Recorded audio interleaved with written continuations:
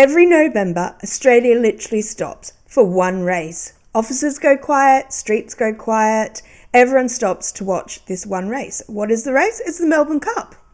So we're coming up to Melbourne Cup time, so I thought I'd create a video to let you know a little bit more about the Melbourne Cup and why it is such a big deal in Australia. Welcome to Travel with Zan. So the Melbourne Cup is held the first Tuesday in November. So this year, 2025, it's going to be the 4th of November. And it's a big thing in Australia. So in Victoria, so Melbourne is the capital of Victoria. It's actually even a public holiday. So obviously that stops the offices and everything working. But even in other cities, the offices usually stop for 3 o'clock to watch the race. There are sweepstakes usually, and people who never, have anything to do with horse racing often still will watch this race or even bet on it, even if it's just in a sweepstake at their work or something like that. So it really is different to other horse races where, the general public gets into the whole idea of it. There is the whole other sort of ethics of horse racing side of it, and I'm not going to get into that in this video, but obviously there are people who won't participate because of that, but for most people in Australia it is the race of the year. So the very first Melbourne Cup was held in 1861, and there were just 17 horses in the race, and it was won by a horse called Archer, and he had actually walked from Sydney, so over 800 kilometres to Melbourne for the race, and he came back the next year and he won again. So that was a pretty amazing horse. So that was Archer. And in the 19th century, the Cup quickly became a social highlight. It is one of the first major sporting events to attract both the rich and the working classes. By the 1880s, over 100,000 people attended the Melbourne Cup. So it's a tradition. It's held on the first Tuesday in November at 3 p.m. So everyone knows when it's going to be.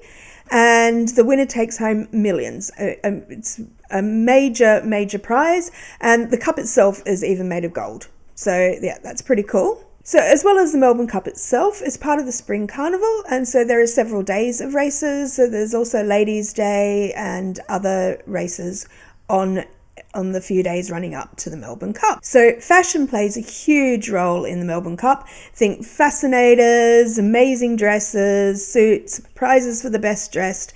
It really is, everyone goes all out for this. So that is part of it, is the whole idea of getting dressed up and going to the races. And for many Australians, it's as much as a social day as well as a sporting day. So, even for people who just don't really have the interest in the sporting side of it, there are parties, watch parties, if you get to go, a chance to get dressed up and go to the races. So it's not really so much about the race, I think, as about the whole Melbourne Cup thing. And if you're planning a trip to Melbourne, Melbourne Cup week is a great week to come down.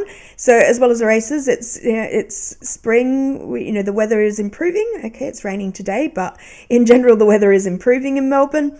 We have had some really nice days over the last week. So it's a good time of year to come. Everything's in bloom. And, Melbourne's very famous for its coffee culture and cafes and restaurants. And so this is a good time of year to be able to enjoy those before it gets too hot and after the cold winter. So yeah, it's a good time to come to Melbourne in November, and if you're interested in going to the race as well, then that is obviously an added bonus. So I actually went on a Melbourne Cup cruise a couple of years ago. So this was 2022, so it was just after cruising came back in Australia, and I got offered a really good deal because they hadn't been able to fill the ships because they'd only been back for a couple of months. So I went on the Carnival Splendor and it was great fun. So if you ever get the opportunity to go on a Melbourne Cup cruise, I do recommend it. So I personally am not into horse racing and I didn't actually attend, so you do get free tickets as part of the cruise, so general entry tickets for the days that you're down in Melbourne to go to Flemington, and they put on coaches to take you over to the race course as well. I didn't do that because I don't like horse racing, so I just went as a trip to Melbourne. I was living in Sydney at the time, so it was a Sydney to Melbourne cruise, and I got to see family down here and enjoy Melbourne for a few days. So but the actual cruise is great fun. So they put on a whole lot of things like fashion shows, fashion talks. They had people on board to give talks and stuff. It was a lot of fun. It was a really good cruise. I went by myself.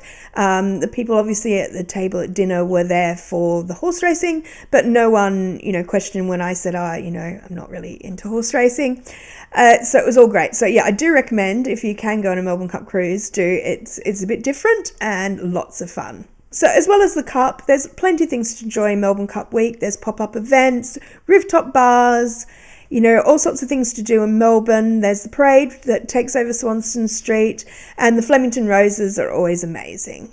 Melbourne's famous for its food and coffee culture, so between the race and the weather, then you'll see Melbourne at its best. So a few fun facts. The Melbourne Cup is nicknamed the Loving Cup.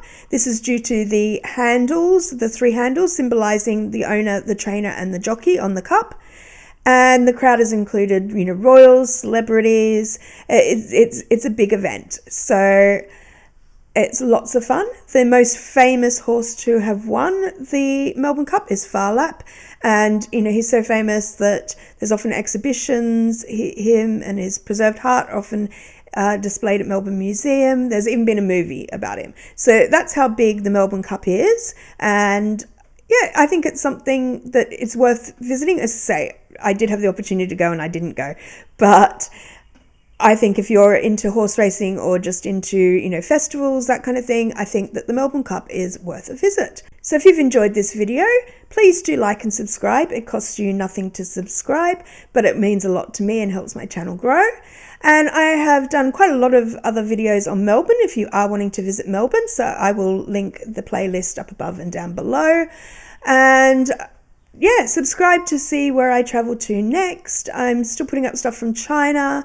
I have some videos from America to put up, in particular Seattle.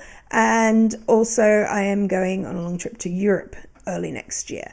So if you subscribe, you'll be the first to see my new content. So until next time, thanks, bye.